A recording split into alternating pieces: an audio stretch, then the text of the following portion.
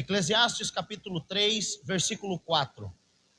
Dando seguimento ao sermão, nós começamos a estudar domingo passado, Eclesiastes capítulo 3, nós vamos até o versículo 8, e domingo passado nós lemos o 1, o 2 e o 3, mas hoje eu quero me ater apenas ao versículo 4. Então diz assim a palavra do Senhor, Eclesiastes 3, verso 4. Tempo de chorar e tempo de rir, tempo de prantear e tempo de saltar de alegria, tempo de chorar, tempo de rir, tempo de prantear e tempo de saltar de alegria. Feche seus olhos, vamos orar mais uma vez.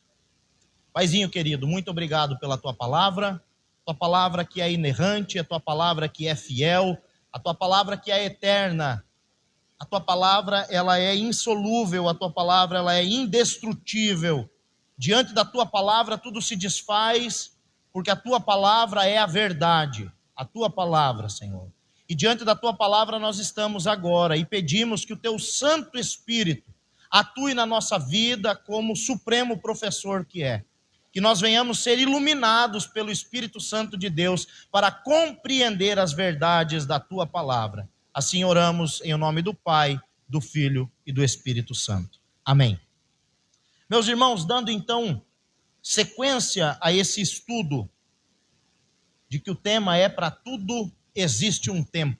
Hoje eu quero falar com os irmãos sobre este tempo, o tempo do choro, o tempo do pranto, o tempo do riso e o tempo de saltar de alegria. Nós vimos que o tempo é um presente de Deus para nós, que o tempo ele é democrático, ele passa da mesma maneira para o rico e para o pobre. Ele passa igual, 1 é 1 hora, 24 horas são 24 horas. O que nós não sabemos qual é a nossa medida de tempo. Uns vão viver 90 e tantos anos, outros vão viver 20 e poucos anos, outros não vão chegar nem a nascer. A medida de tempo nós não sabemos. Mas entre o berço e a sepultura, o tempo passa igual para todos. E o que nos interessa e o que vale não é o dia do nosso nascimento, nem tampouco o dia da nossa partida, mas o que nós fazemos entre o berço e a sepultura. Porque nenhum quanto o outro nós escolhemos. Ninguém aqui, por mais influente que seja, por mais inteligente que seja, ou rico que seja, escolheu o dia do seu nascimento. Provavelmente alguém escolheu esse dia por você. E esse alguém é Deus. Uma pessoa em sã consciência também não escolhe o dia da sua própria partida, mas é Deus quem tem o dia escrito do nosso nascimento, Salmo 139, e também escrito o nosso último dia. Todos os meus dias foram escritos nos teus livros, quando nenhum deles ainda existia. Então o tempo é algo que o Senhor criou, Ele é o Senhor do tempo. Nós vimos que há tempo para todo o propósito. Então, se você ainda não está vivendo o propósito, é porque não é tempo. Mas hoje eu quero falar sobre esses momentos que muitas vezes nós não queremos viver na nossa vida, que é o choro e o pranto, mas que fazem parte tanto quanto o riso e a alegria diante do Senhor. Bom, o choro é uma reação natural. Todo mundo que está vivo chora. Isso é natural. Nos acompanha do início ao fim da vida. É tão natural que a primeira coisa que a gente faz quando nasce é chorar. E se não chora, você sabia que o médico lhe dá uma palmada para fazer você chorar? É necessário chorar. Então, se você já não nasce chorando, você apanha para chorar já no primeiro dia de nascimento. O choro nos acompanha do início ao fim da vida. E isso tem intrigado a medicina, a ciência. Não o fato de nós chorarmos, porque chorar é natural, as lágrimas são comuns. Nós choramos todos os dias em pequenas quantidades para lubrificar as nossas córneas. Nós choramos também e temos lágrimas reflexivas. Quando vem uma luz muito forte nos nossos olhos, lacrimeja. Quando você está cortando cebola, minha irmã, né? E sobe aquele vapor da cebola, o nosso olho lacrimeja. Quando entra um cisco, uma poeira, o nosso olho automaticamente lacrimeja. Então não são essas lágrimas que causam estudo no meio científico, mas sim as chamadas lágrimas emocionais. Por que é que nós choramos quando envolve emoção? E isso sim tem causado muita investigação. É óbvio que um recém-nascido, ele não sabe falar. E o único meio que ele tem para se comunicar é o choro. É através do choro que o recém-nascido ele se comunica. Eles choram quando tem fome. Quem é pai de filho pequeno aí sabe o que eu estou falando, pai e mãe. Eles choram quando eles não estão confortáveis, eles choram quando eles estão com sono, eles choram quando eles estão sujos e precisam trocar a fralda, eles choram quando se assustam ou quando são assustados. A linguagem do bebê, do recém-nascido, é o choro. E Salomão, então, vai dizer que há tempo de nascer e tempo de chorar. Há um paralelo com o nascimento e o choro. Bom, eu e a minha esposa, nós temos 2 filhos, o Heitor e o Estevão. E o Heitor, quando nasceu, chorou 40 noites, irmãos. 40 noites. Ele trocou o dia pela noite. O Estevão não. O Estevão foi mais tranquilo. Não que não foi um bebê que não chorou, ele chorou dentro da normalidade. Mas o Heitor chorava a noite toda, a noite toda. Então nós podemos dizer, sem sombra de dúvida, que todo pai e mãe conhece os seus filhos pelo choro. Você pode ver, faz uma reunião de pais aí, onde tem as crianças estão em um cômodo e os pais estão em outro. O filho que chora, o pai conhece. Não levanta todos os pais para ir ver o bebê que está chorando ou a criança que está chorando. Cada pai conhece o choro do seu filho. E pelo choro o pai sabe, não é manha. Não, ele está com sono. Não, isso aí é só porque tropeçou e caiu. A gente escuta eles caindo e pelo choro a gente sabe se eles se machucaram ou não, né? Então todo pai conhece o seu filho através do choro, porque o choro faz parte da vida. E eu acredito, irmãos, que seja exatamente esse o motivo de Salomão ter colocado o choro e o pranto antes dos risos e das danças. Quando nascemos, o nosso meio de comunicação primordial é o choro. Mas conforme vai passando a vida, nós vamos suprimindo esse sentimento. Existe o tempo de nascer, existe também tempo de chorar e de prantear. Talvez você que está aqui já ouviu aquela frase, chorar faz bem para a alma. E é verdade, chorar faz bem.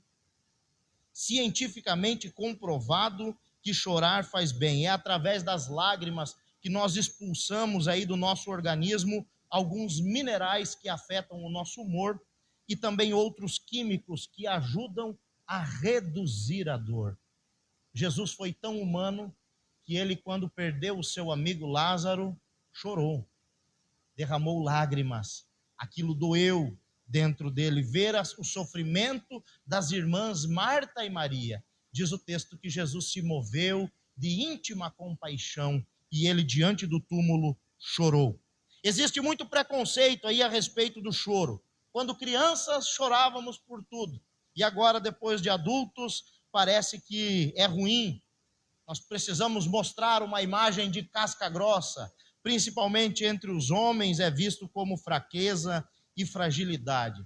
Mas fato é, meu querido irmão, que por mais carrancudo que você possa parecer aqui, o seu travesseiro sabe quem você é.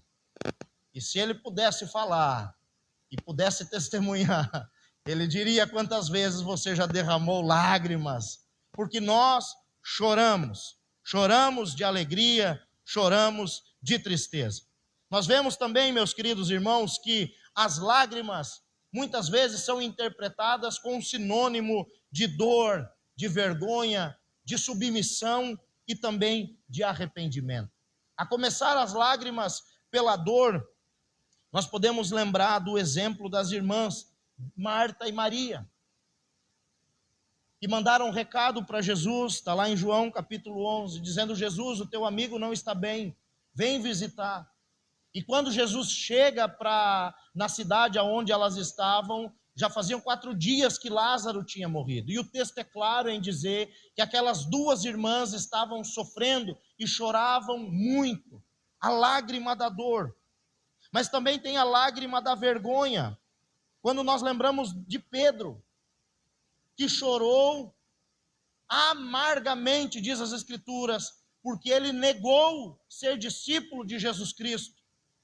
Ele negou 3 vezes, copiosamente, dizendo: eu não conheço, eu nunca andei com eles. E esse homem se arrependeu, mas ele chorou copiosamente, as lágrimas da vergonha. Nós vemos também as lágrimas da submissão, quando o próprio apóstolo Paulo disse que o seu ministério era regado a lágrimas. Atos 20, versículo 19, fiz o trabalho do Senhor humildemente, com muitas lágrimas. Mas nós encontramos também outro exemplo, que é as lágrimas do arrependimento. E aí eu me lembro daquela mulher pecadora, que a Bíblia não diz o nome, mas ela chega por trás de Jesus e lava os seus pés com as suas lágrimas e seca os pés de Cristo com os seus cabelos. Está lá em Lucas capítulo 7. Nós não podemos olhar também para o choro apenas da perspectiva negativa, porque existe uma perspectiva positiva. O próprio Senhor Jesus Cristo disse em Mateus 5,4: bem-aventurados são os que choram, porque eles serão consolados. Então o choro não tem apenas uma perspectiva negativa, mas há uma perspectiva positiva. O Senhor Jesus, ao iniciar o Sermão da Montanha, o seu mais famoso sermão, o seu mais completo sermão, Jesus diz que é mais do que feliz o homem e a mulher que chora, porque eles serão consolados. Ou seja, mais do que feliz, bem-aventurados são aqueles que hoje estão chorando, clamando por socorro, porque eles serão consolados pelo próprio Deus. Eu sei, meus queridos irmãos, que muitas pessoas conseguem fingir lágrimas, as famosas lágrimas de crocodilo, mas é impossível de enganar a Deus. Eu sei de pessoas que são mestres em vestir uma máscara e forjar a lágrima, forjar sentimentos, mas ninguém é capaz de enganar aquele que é capaz de discernir os desejos mais íntimos e profundos do nosso coração. Por que é que eu digo isso? Porque foi Deus quem interpretou o choro do pequeno Ismael, quando sua mãe o abandonou no deserto, o menino Ismael, e saiu na distância de um tiro de arco, porque ela falou no seu coração: eu não quero ver o meu filho morrer de sede. E o menino ficou chorando, e a mãe ficou chorando, porque eles não tinham mais água e estavam no deserto. E Deus manda um anjo para falar com ela e diz assim: Deus ouviu a voz do menino. Por que é que você está chorando, Agar? Ali tem um poço, e Deus ouviu a voz do menino. Nós não sabemos se aquele menino sabia falar, mas ele sabia chorar, e Deus interpretou aquelas lágrimas. Foi o próprio Deus quem interpretou as lágrimas da piedosa Ana, que foi ao templo buscar ao Senhor e já não conseguia mais orar em palavras, e se debruçou em lágrimas. E Deus interpretou cada lágrima que saiu do olho daquela mulher, que chegou estéril, mas teve o filho amado que tanto desejava. É o próprio Deus quem recolhe as nossas lágrimas no seu odre. Salmo 56, versículo 8, diz assim: contaste os meus passos quando sofri perseguições, recolhe as minhas lágrimas no teu odre, não estão elas inscritas no teu livro? O choro, meus queridos irmãos, não passa desapercebido. O Senhor recolhe cada lágrima. O Senhor está vendo o seu sofrimento. O Senhor conhece o seu coração. Ele sabe da intensidade do teu sofrimento e Ele é o único capaz de discernir isso. Existe um tempo para o choro, mas também existe um tempo para o riso. Existe um tempo para o pranto, mas também existe um tempo para saltar de alegria. É isso que o texto diz. Se você está enfrentando o tempo do choro, não tenha vergonha. Chore. Chore. Faz bem chorar. Não se envergonha. Não desperdice também as suas lágrimas. Transforme os seus olhos em regadores. Porque a palavra de Deus diz que quem sai andando e chorando voltará com júbilo, recolhendo os seus feixes. Então, se você está chorando hoje, está enfrentando momentos de choro, saia andando e chorando enquanto semeia, porque a colheita vai ser jubilosa. Existe o tempo de derramar a lágrima, mas também existe o momento de colher os frutos. Salomão, então, também vai nos apresentar outras duas situações em resposta ao choro e ao pranto. Essas situações são o riso e as danças. Na versão NVI e na versão King James atualizada, saltar de alegria foi traduzido por dançar. Nós entendemos que a vida ela é uma dádiva, que a vida é um presente, e nela nós vamos encontrar várias fases, várias estações, situações dolorosas e deprimentes, mas também vamos viver momentos de muita alegria e de muita felicidade. Nós temos que ter maturidade para interpretar qual é a estação que nós estamos vivendo. Precisamos ser bons administradores do nosso tempo e fazer como o salmista fez. Senhor, ensina-me a contar os meus dias. Me ensina a viver a vida. Eu preciso aprender a contar os meus dias, porque o tempo, ele é um presente de Deus para nós.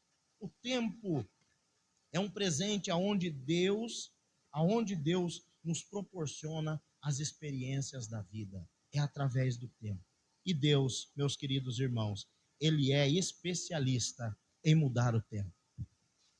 Deus é soberano sobre tudo e sobre todos, inclusive sobre o tempo. Daniel 2:21 diz assim: ele muda as épocas e as estações, estabelece reis e destrona reis. Qual que é o momento que você está vivendo? É de choro? O Deus que você serve tem o poder de transformar esse choro em riso. O Deus que você serve tem poder de transformar esse momento de pranto em momento de júbilo. Salmos 30, versículo 5, porque a sua ira dura só um momento, mas o seu favor dura a vida inteira. O choro pode durar uma noite, mas a alegria vem pela manhã. Existe um tempo de júbilo. O amparo do Senhor é uma bem-aventurança. Por isso foi que o próprio Senhor Jesus Cristo disse: bem-aventurados são os que choram, porque eles serão consolados. Mas note que você não é bem-aventurado porque você chora.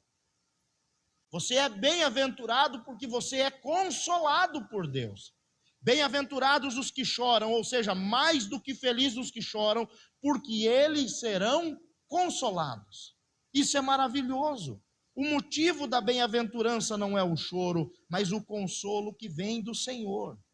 Jesus está dizendo para nós que existe sim motivos para ficarmos alegres. No caso de Marta e Maria, que choravam por conta do irmão morto, Jesus Cristo veio e disse: eu sou a ressurreição e a vida. Lázaro, venha para fora. E as duas que antes estavam chorando, jubilaram, se alegraram, porque aquele que estava morto ressuscitou. Pedro, que chorou amargamente por ter negado ser discípulo de Jesus, foi depois confrontado por Jesus, e Jesus olhou para ele e perguntou 3 vezes: Pedro, tu me amas? Apacenta os meus cordeirinhos. Pedro, tu me ama, apacenta as minhas ovelhas. Pedro, tu me ama, apacenta as minhas ovelhas. E aquele que negou, confessou 3 vezes que amava e experimentou a alegria do perdão. Paulo foi consolado por Deus quando entendeu que a sua graça era suficiente. Diante de todas as suas inquietações, dores e sofrimentos, a minha graça te basta, Paulo. A minha graça te basta. Paulo foi consolado pela graça de Deus. E a mulher pecadora que lavou os pés de Jesus com suas lágrimas, teve os seus pecados perdoados e pôde seguir em paz. Jesus olha para aquela mulher e diz: a tua fé te salvou. Vai em paz, vai sem culpa, vive uma vida leve, não precisa mais chorar, você não é mais escrava do pecado, em mim você encontrou salvação. Nós podemos então afirmar, irmãos, que a nossa fonte, a fonte da nossa força é a alegria que está no Senhor. Por isso Neemias 8:10 diz: portanto, não fiquem tristes, porque a alegria do Senhor é a força de vocês. Quem está cheio de Deus, quem vive cheio de Deus, não tem espaço para tristeza. Quando nós estamos cheios de Deus, isso não significa que não enfrentamos situações difíceis, momentos dolorosos, lágrimas, mas isso em comparação ao nosso tempo é um mínimo.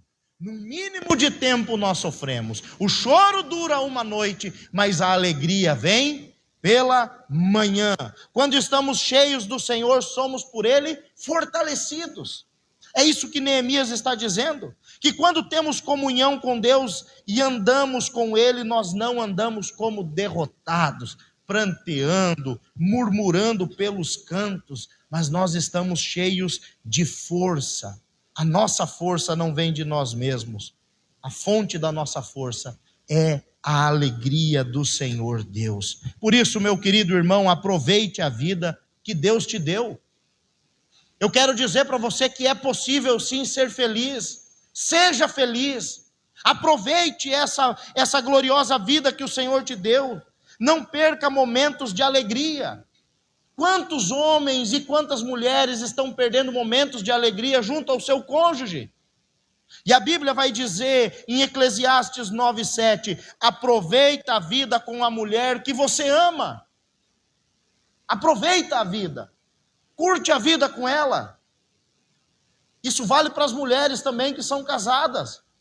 Aproveite a vida com esse homem que Deus te deu. Homem, aproveite a vida com a mulher que Deus te deu. É isso que a Bíblia nos diz. A Bíblia também nos orienta a viver feliz com os nossos filhos, com os nossos familiares, porque o tempo passa rápido demais. A Bíblia compara os filhos a uma herança e também a flechas. Hoje você carrega os seus filhos. Hoje você leva os seus filhos aonde você vai, em qualquer lugar que você está, as flechas estão junto com o guerreiro. Mas chega um momento que nós temos que disparar as flechas. E às vezes as flechas vão bem longe de casa. E aí você quer abraçar e não dá mais, porque a flecha está cumprindo um propósito, quilômetros e quilômetros e quilômetros de distância. Porque assim são os filhos. Eles são como flecha na nossa mão. E chega um momento que eles vão ter que sair da aljava e cumprir o seu propósito lá fora. Aproveite esse momento. Seja feliz com a sua família. Alegre-se com a sua família. A Bíblia também nos dá outra recomendação. Tome as suas refeições com alegria. Tem gente que não consegue sentar à mesa. Os filhos são traumatizados a sentar à mesa com os pais, porque é um momento de falar de dívida, é um momento de falar de coisa ruim, de pegar o celular, de ficar vendo notícias. Irmão, lá em casa isso não acontece. A hora da mesa é sagrada, é oração, é comunhão, é alegria. Ninguém pega celular, ninguém fala de conta, ninguém fala de absolutamente nada, porque é uma orientação bíblica. Eclesiastes 9:7, portanto, vai e coma com alegria o seu pão e beba com prazer o seu vinho, pois Deus já se agradou do que você faz. É um prazer reunir a família ao redor da mesa e agradecer a Deus. Obrigado, Senhor, por esse alimento. Que coisa maravilhosa, irmãos. Esses dias nós estávamos em casa e aí a Grace não estava bem. E os meninos tinham comido só uma sopinha, porque quando a gente fica doente o negócio é sopa. Sopa não é comida, né, irmãos? Sopa é sopa. E aí eu olhei para eles, eles olharam para mim, e nós já se comunicamos mentalmente. Eu falei, o pai vai pedir uma pizza. E a mãe mal, mas nós estamos bem, vamos comer pizza. A mãe come sopa e nós comemos pizza.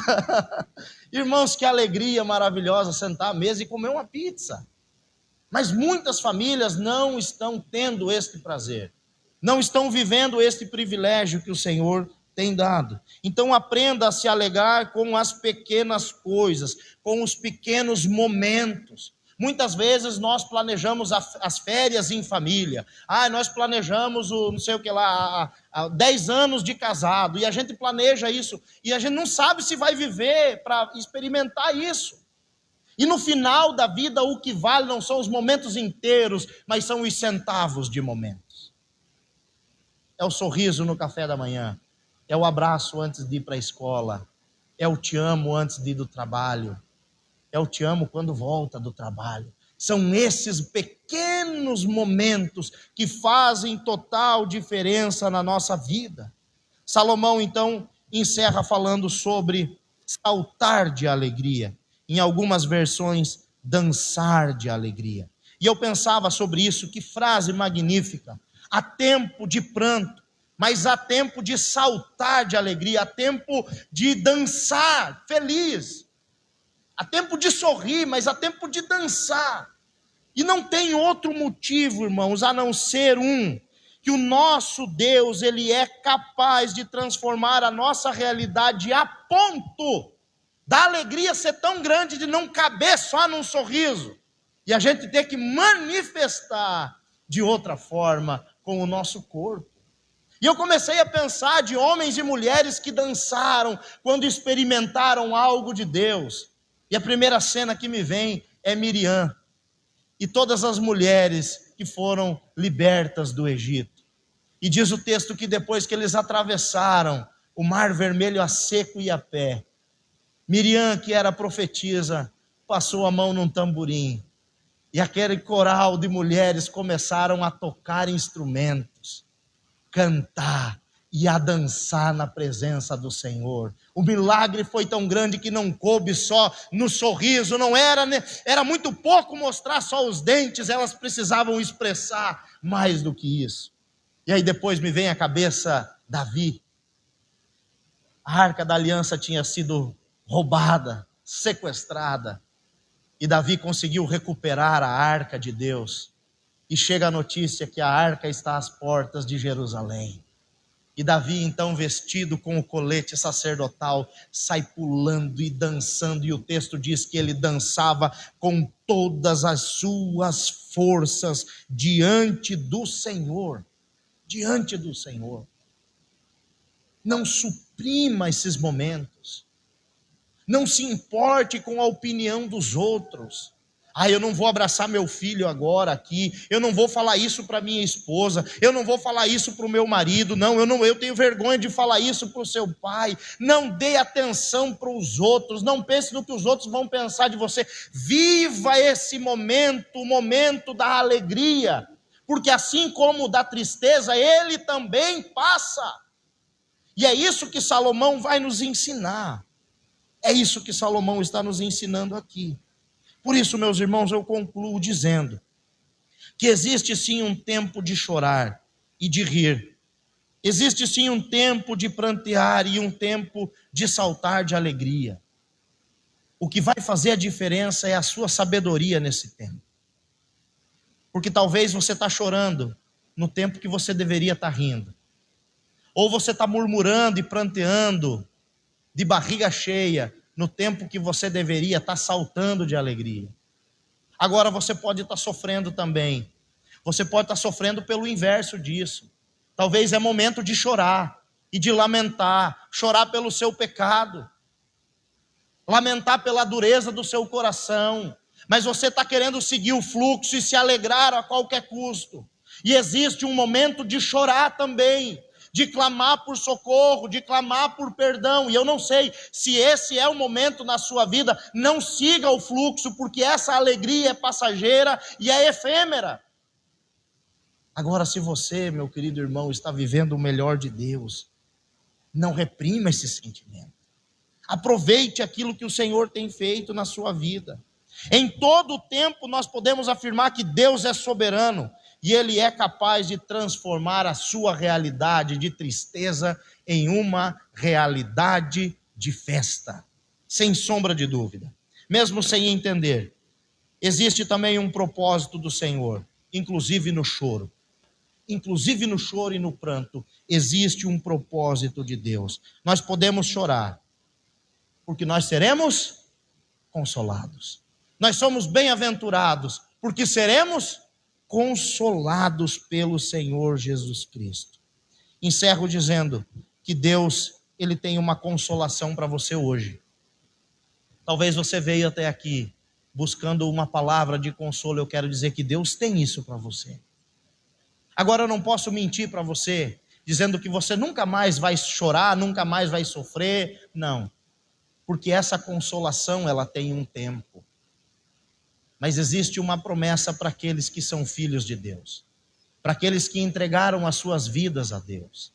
E existe uma promessa de uma consolação futura, aonde Deus promete extinguir a tristeza, as lágrimas, a dor e o luto. Apocalipse capítulo 21, versículo 4.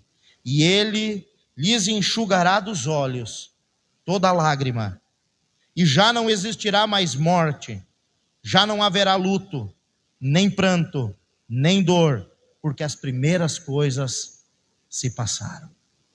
Aqueles que estão em Cristo Jesus, esses experimentarão este consolo, essa consolação final, essa provisão de Deus, e poderão estar eternamente plenos e satisfeitos com o Senhor. Se você ainda não entregou a sua vida a Cristo, eu sugiro que hoje você peça isso para Ele. Que você hoje entregue a sua vida ao Senhor Jesus, porque Deus pode transformar a sua situação de choro em riso, mas mais do que isso, Deus tem poder de mudar a sua vida eternamente.